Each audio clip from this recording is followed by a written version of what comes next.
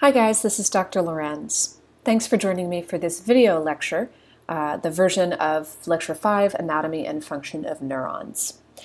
As you know, if we were in class together, we would generally start with a review of the last lecture's material. Obviously, we can't do that today because the university is closed for snow. But I still recommend that you take a moment now to refresh your memory of last week's lecture. Take a moment to look through your notes, kind of pick out what do you think is the most interesting thing if you imagine that you were the one who was called on in class to talk about our review. And the reason why we do this every time is because there's really good research to show that the more different times that you pull up a piece of information, the more likely you are to remember in the long term. Cognitive researchers call this distributed practice. So take a moment now, pause the video, take a look through your notes, and we'll be ready for you when you come back.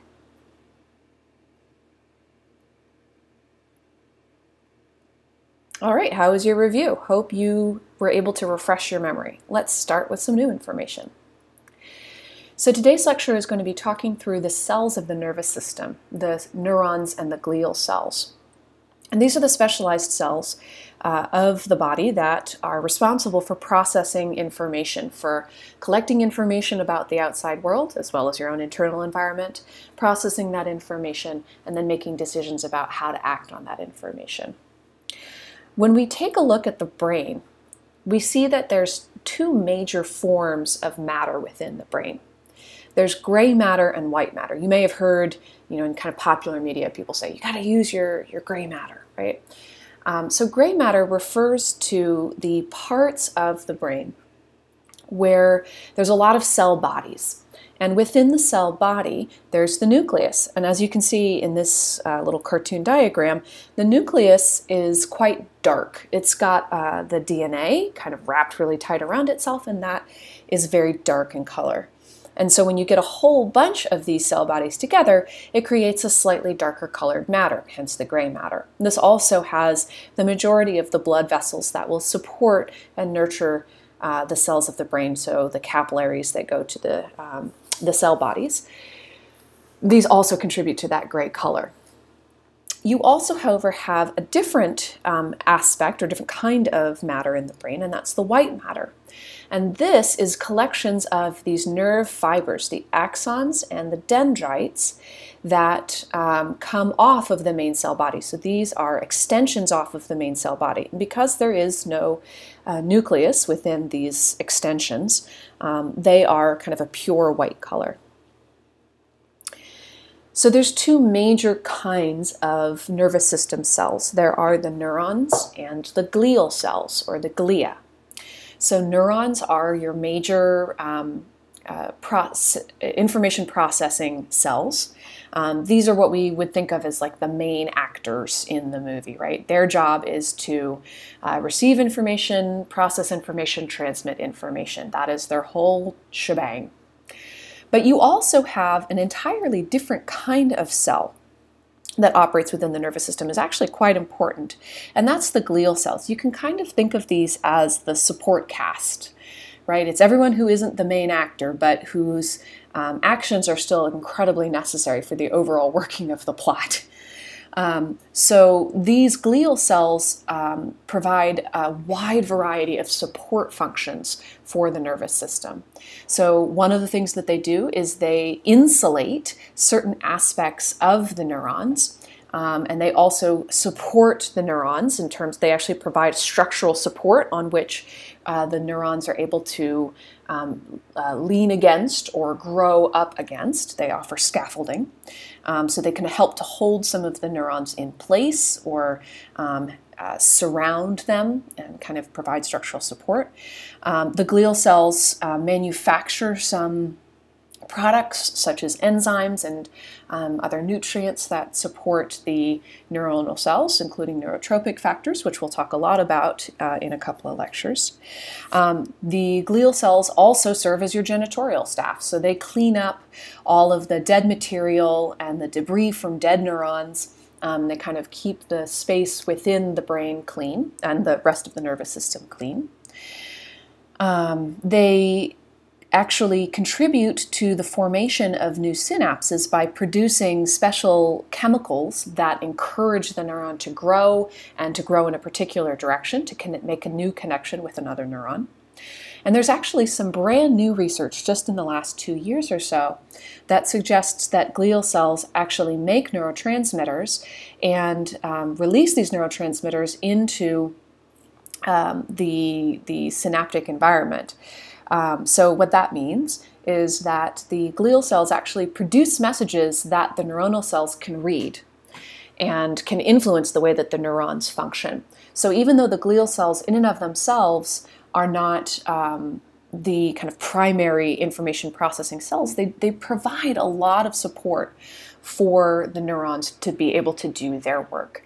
And without glial cells, the neurons simply aren't able to function well. So there's actually a lot of research that suggests that IQ, that intelligence, is related to how many glial cells you have.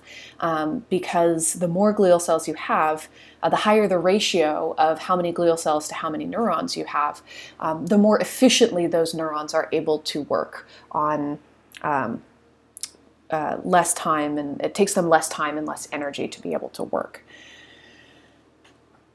And within each group, right, within the group of neurons, within the group of glial cells, there's a wide variety of different shapes and different structures. And these different structures are going to support different functions. So even though everything here is a neuron, everything within this diagram is a neuron, they all have very different structures and very different functions. And you can kind of get a clue as to what the function of a neuron is by looking at its structure.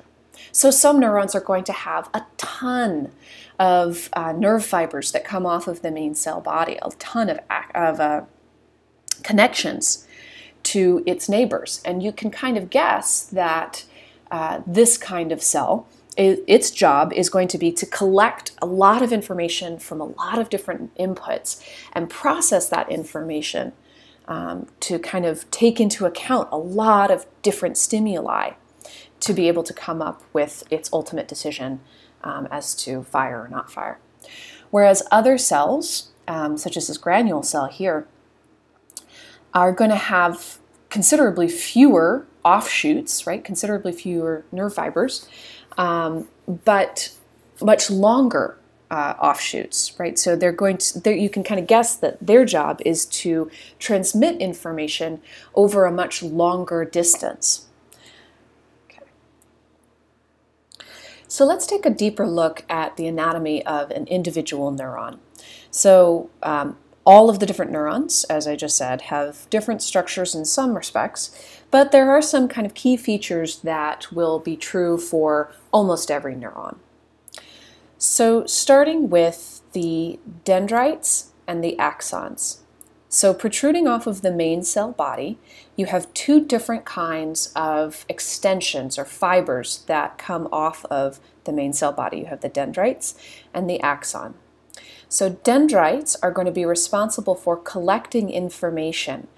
They collect it from other neurons, but they can also get information from, like I mentioned before, glial cells.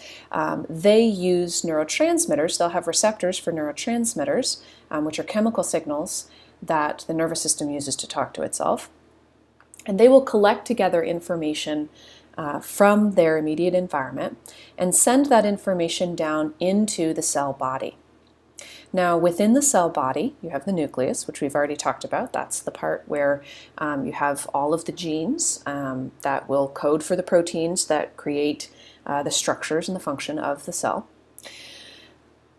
Right at the edge of where the cell body intersects with the axon, you have a special part of the cell body called the axon hillock. Now, the axon hillock is rich and dense with ion channels that are going to contribute to the generation of the electric charge that becomes the way that the neuron sends information within itself. We're going to talk lots more about action potentials, those electric signals, in the next few lectures. But for right now, you should know that the axon hillock is the part of the neuron where the axon meets up with the main cell body, and that it's rich with ion channels. And it's very important for the generation of the electric signal that is the action potential. Then protruding off of the main cell body, you have the axon. Now, although you can have many different dendrites, right, that all kind of merge together into the cell body. So you've got one big dendrite that splits off a whole bunch here, and then you've got another dendrite there, and you've got another set of dendrites here. You will only ever have one axon. Some neurons actually have 0 axons, but they will never have more than one. The axon is what sends the information. So the dendrites collect information. Once that information is kind of processed in the main cell body, then that signal is sent down the axon. You'll have one axon. Now that one axon might split into multiple different kind of sub-branches, but the main part of the axon, there will only ever be one. So the axon's job is to transmit information. These little splits that come off of the main axon, you can have what we call a telodendria or an axon collateral. So an axon collateral is the part of the axon that branches off of the main axon and then returns back, kind of swings up and forth, but returns sort of back towards the main cell body. And this can be really important for sending information about what signals are being sent. So this actually provides a feedback loop. As the signal is being sent down the axon, a piece of it will kind of pull off of the main axon and will loop back up towards the cell body and will send information back to the main cell body about whether or not the signal successfully was sent. The telodendria, on the other hand, these are the distal branch of the axon that can kind of branch, that can become very widely branched into many different terminals, right? So dendria is the Latin word for tree, so you can think of tree or branch, right? So the biggest difference between the telodendria and the axon collateral, even though both of these are sort of offshoots off of the main axon, is that the axon collateral is going to kind of swing up back towards the main cell body, whereas the telodendria are going to be widely branched.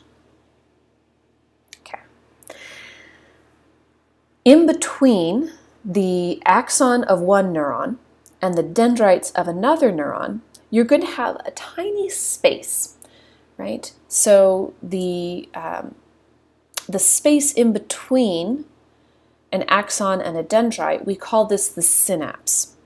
And so the neuron is going to send information down the axon, and that information is going to reach the very, very tip of the axon, what we call the terminal button or the end foot.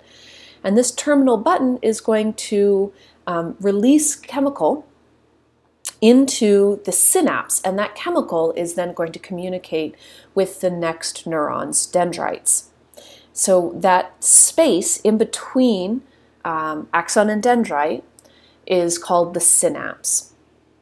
So let's kind of follow through how information travels through a neuron. So information will come in through the dendrites. The dendrites will collect that information.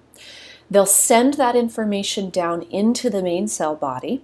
So dendrites across the neuron are going to collect information, and it's going to all come and converge in onto the cell body.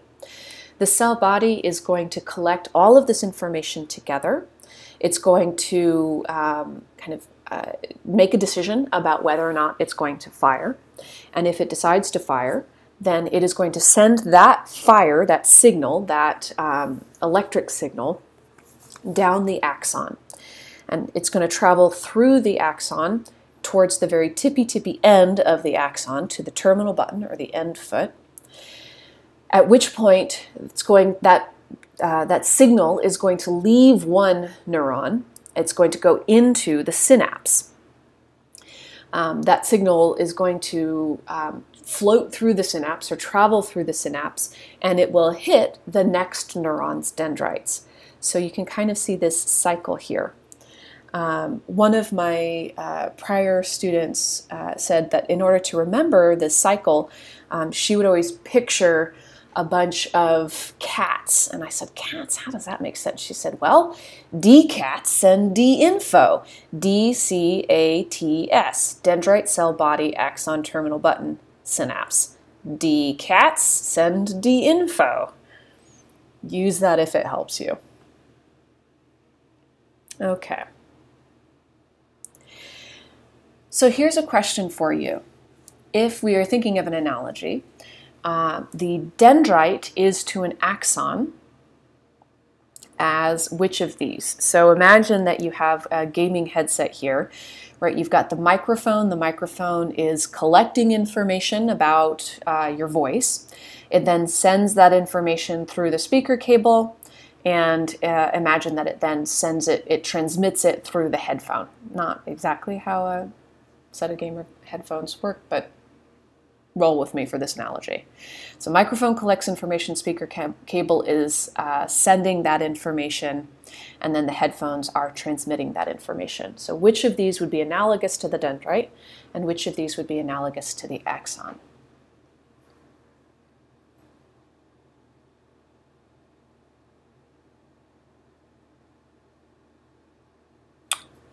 Okay.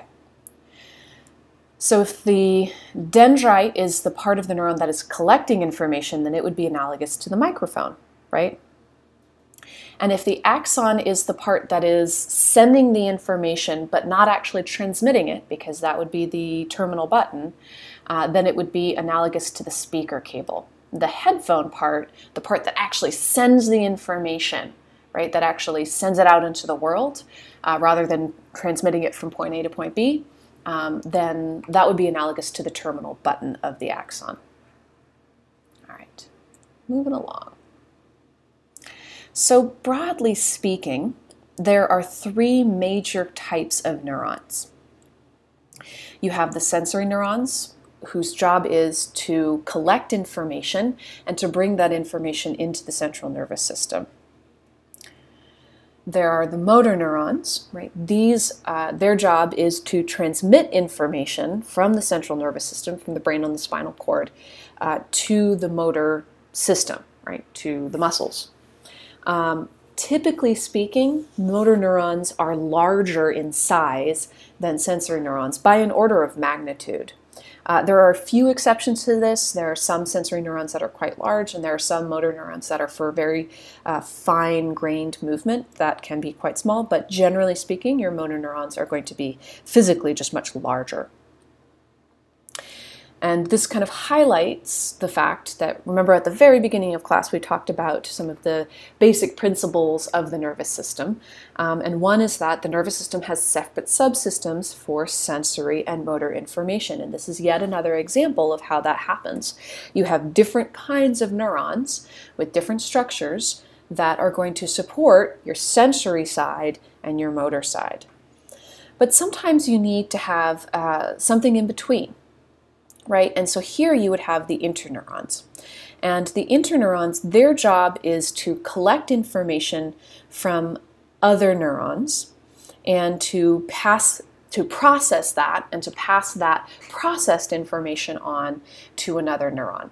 So a very simple interneuron includes some of the interneurons within the spinal cord that help to code for your spinal cord reflexes. So you can have a very simple interneuron, one single interneuron that will collect sensory information and take some of that sensory information and make a decision about what kind of motor command needs to be sent out right away, right? So if you step on a nail, for example, right, that sensory information from your pain receptors are going to go into your spinal cord. They're going to synapse, or they're going to connect to one of these interneurons. That interneuron is going to say, oh God, we need to move that foot right away, and will send an immediate motor command to the muscles in your leg to pull your foot away.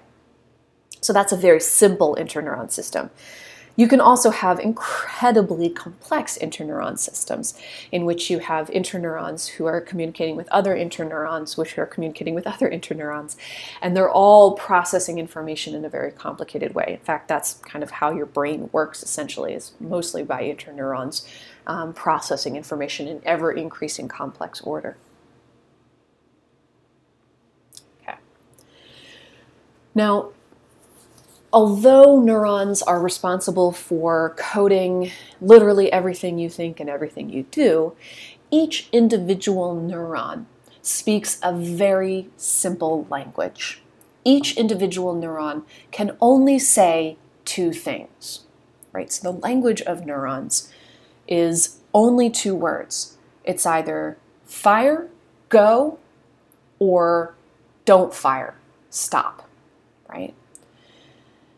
So each neuron receives thousands upon thousands of excitatory and inhibitory signals every second. Every single second, every neuron in your body is receiving thousands of excitatory and inhibitory signals, thousands of different messages saying, fire, don't fire. And so the neuron is going to sum up these signals and respond accordingly. It's either going to have, there's going to be more excitatory inputs, and then it's going to say, okay, it's time to fire, or it's going to say there's more inhibitory inputs, and so it's going to remain at rest. It's going to not fire. So this, again, going back to our general principles of how the nervous system is laid out, remember that the nervous system works by balancing excitation and inhibition. So this is true at the individual neuronal level.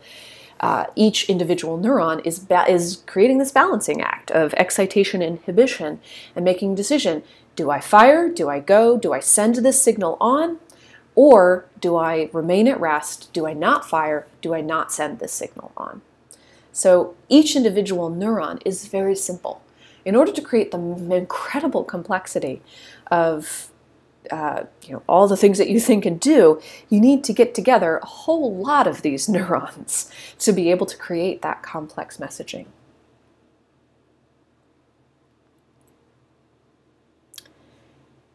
All right, so question number 2 here. As I mentioned previously, a neuron can only have one axon, right? It might have many dendrites, but it has one axon. So extrapolating from that, if neurons only have one axon, what does that mean? So take a moment to read through this and make a decision.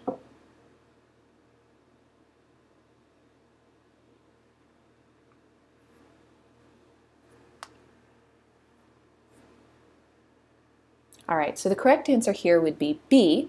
All of the branches of that main axon, all of the telodendria, will send the same signal. Either they will send the fire signal, or they will send no signal, or essentially don't fire. Neurons are constantly receiving both excitatory and inhibitory input all the time.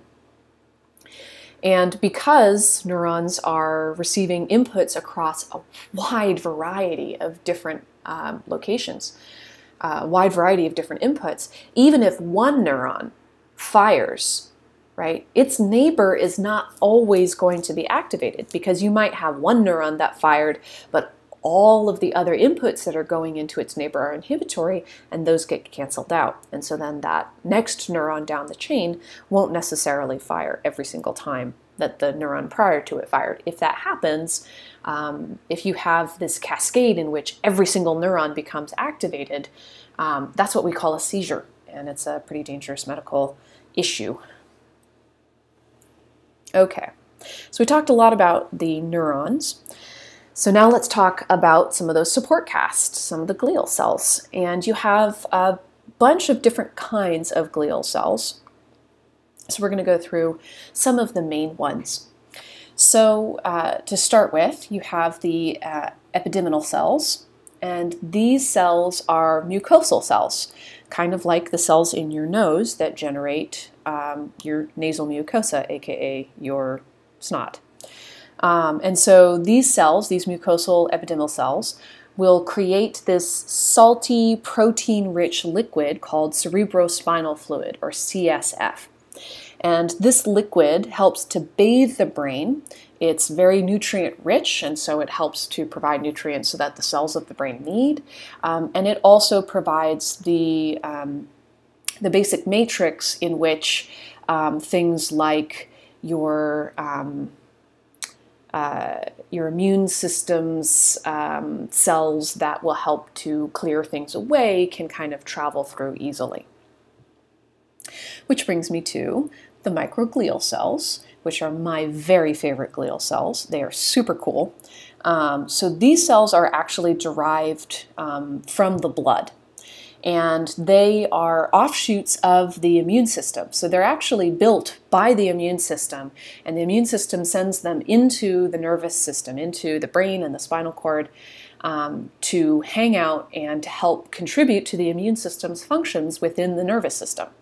So part of what the microglial cells do is help to identify any foreign tissue or any damaged tissue, and they attach onto that damaged or foreign tissue, and they actually break it up into little tiny pieces and then help to clear it away.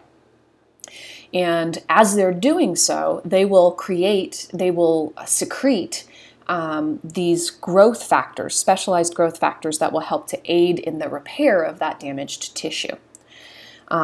They also will be responsible for pruning or removing pieces of neurons that are no longer serving a good function.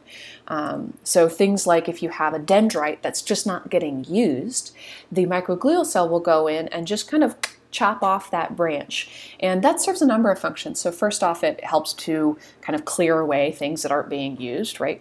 Make more room for stuff that is being used.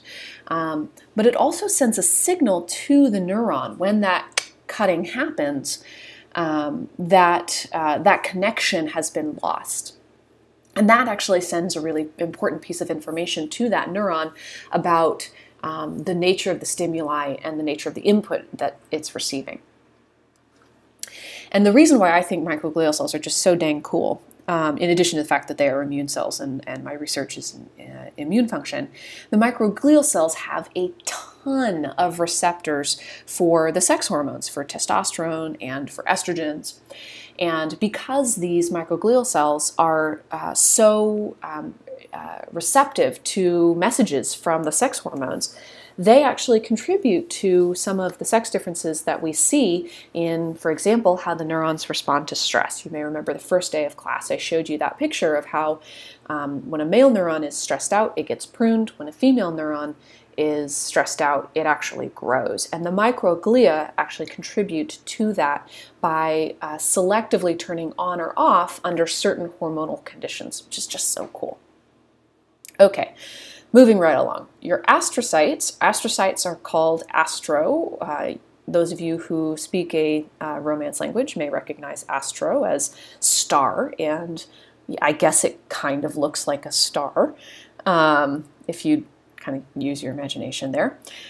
So one of the major roles of the astrocytes is to provide structural support. So they actually provide the scaffolding on which the neurons can lie. They also contribute neurotrophic factors, so they secrete chemicals that help to keep the neurons healthy and can help to provide some minor support if a neuron is damaged in a minor way. So, you know, not exactly lay on hands, but heal minor wounds maybe. But probably the most important aspect of the astrocytes is that they create the blood-brain barrier. And so the blood-brain barrier is a barrier that helps to filter things coming into the brain. It essentially creates you can imagine it kind of as like a mesh that surrounds the blood vessels that go into the brain and that create these tiny junctions that'll only allow certain things in. So this protects the brain. It keeps toxic substances from getting into the brain, and it allows the brain to be very choosy about what comes in, right? Because it can let certain things that are too big to get through the blood-brain barrier in, but it has to create special channels, special pumps that will actually push it through. And here's a little fun fact for you. So you may remember, if you've seen Guardians of the Galaxy, there's this wonderful scene where all of these star-shaped ships come together and they link up and they form this sort of barrier net. I was listening to a podcast of the artistic team that came up with that design. And the lead artistic designer said that he got really bored in one of his psychology classes when they were talking about astrocytes, and he started sketching the blood-brain barrier and the astrocytes that create the blood-brain barrier. And he came up with this sort of ship-like design. And then many years later, he developed that into the ships for this scene in Guardians of the Galaxy. So there you go. If you ever get bored in class, just make sure that you take good notes, because you never know where it might lead you. All right. 2 other important forms of glial cells for you to know. So the next 2 forms of glial cells are glial cells that will contribute to the myelination, or the insulation, of cells of the nervous system. So the oligodendroglial cells, these are going to form myelin in the central nervous system, so the axons in the brain and the spinal cord. So these are going to form insulation around the axons in those neurons. And you can kind of think of this like insulation, like on an electrical wire, right? So this serves multiple functions. It helps to maintain that electrical signal as it goes from point A to point B. And it also helps to protect the brain from that electrical signal itself. It also helps to improve the conduction rate of the message along the axon, as we are going to see in a couple of lectures here. The Schwann cells do essentially the same thing. They provide insulation or myelination around the cells of the peripheral nervous system. So in both of these cases, the oligodendroglial cells and the Schwann cells, they're providing insulation that wrap around the extensions off of the cells of the nervous system. One is working in the central nervous system, and one is working in the peripheral nervous system. Another major difference between the 2 of these, however, is that the Schwann cells actually can contribute to the regrowth of an axon. So if an axon is cut at its periphery, so a little bit away from the main cell body, the Schwann cells actually remember where they were, and they send little messages out to the axon that say, hey, over here, you used to be over here, you need to grow in this direction. And so and then also secreting some of the chemicals that are necessary for the axon to resprout. And so over time, that axon is actually able to create new sprouts, new shoots, and to follow the sort of trail of breadcrumbs that the Schwann cells create. And then they can remyelinate, they can reform their insulation around this new axon. So this is within the peripheral nervous system, right? So unfortunately, the oligodendroglial cells, because of some aspects related to their structure, they are not able to generate the chemicals that encourage the axon sprouting. In fact, if anything, they actually secrete some chemicals that will inhibit regrowth after initial development. There's a number of reasons for that we'll talk about when we talk about the lecture on neurodevelopment, but basically it boils down to the fact that after your initial development, your brain is somewhat more inhibited to creating brand new cells, because there's a risk that if you are creating a lot of new cells in adulthood, that it can actually, it's more likely to get out of control and form a tumor. And so you actually don't want a ton of new growth. A little bit is good and can help to recover after injury, but your oligodendroglial cells are actually set up to prevent too much extra growth within the brain. Good for preventing tumors. Bad if you have some brain damage, if you cut the axons within the central nervous system, because they're just not able to regrow. The oligodendroglial cells not only do not contribute to the regrowth, they actually inhibit regrowth. So this is why you can get really bad cut on your finger, or you can have a bad injury to the nerves in your peripheral nervous system, and eventually they can regrow. They don't always regrow perfectly, and you don't always get back everything, because sometimes you have an injury to the cell body and that the cell can't recover from. But you can get some feeling back if there's damage to a peripheral nervous system cell. But unfortunately, not so with the central nervous system. So the brain has to use other means to help recover after an injury. All right, we're going to wrap up here. I look forward to seeing you guys on Thursday.